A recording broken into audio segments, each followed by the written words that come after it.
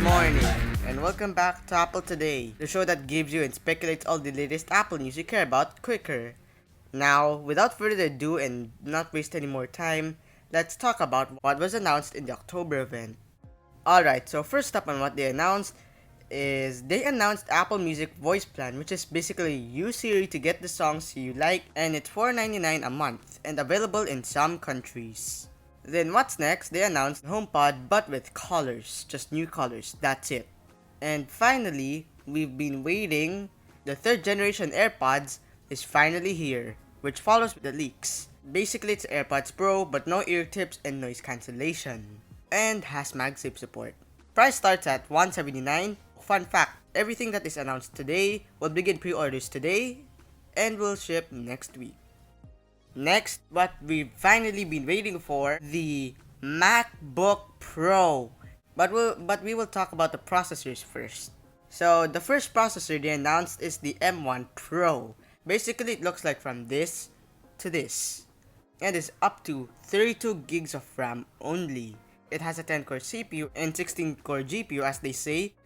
It has 70% processing power than the M1 and twice the graphics performance than the M1.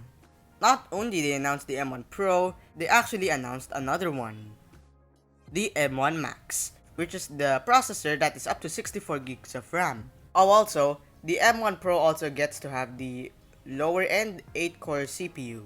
For the M1 Max, it still has the 10-core CPU, but actually has a 32-core GPU, and way better than random laptop Apple tested. For GPU performance, it uses 70% less power for the M1 Pro and uses 40% less power for the M1 Max. Now we talked about the processors, let's talk about MacBook.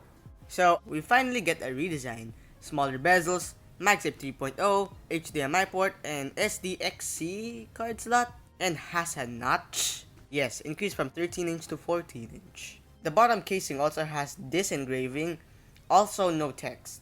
And this is how thin it is. It looks thick but actually thin.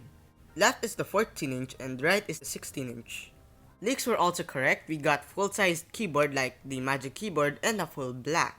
Plus, 3 6K displays, well basically 3 Pro Display XDRs, and 1 4K TV support. So Intel, stop bragging!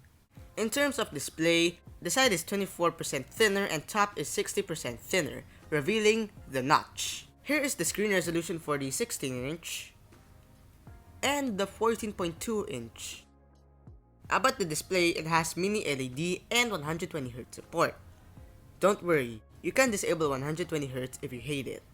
Here's also the brightness performance thing. It is up to 1000 nits. And finally, a 1080p camera without Face ID. Pointless. And look at that. It doesn't use almost the entire screen, basically safe areas. In terms of mic, just minor changes. It now has 60% lower noise floor. It has a 6-speaker sound system, which has 2 tweeters and 4 noise cancelling buffers. It also comes with the 14-inch too. In terms of performance with the 16-inch, it is way better than Intel. 14-inch, better too. It's basically a powerhouse. Oh, also, just to remind you right now, if you get the M1 Pro processor configuration, you get up to 32 gigs of RAM only, but for the M1 Max, you get up to 64 gigs of RAM. The 14-inch gets up to 17 hours of battery life, then gets 21 hours of battery life. MagSafe 3.0 also does fast charging, which can just get your MacBook charged in 30 minutes, well, like half the battery percentage. And we are done.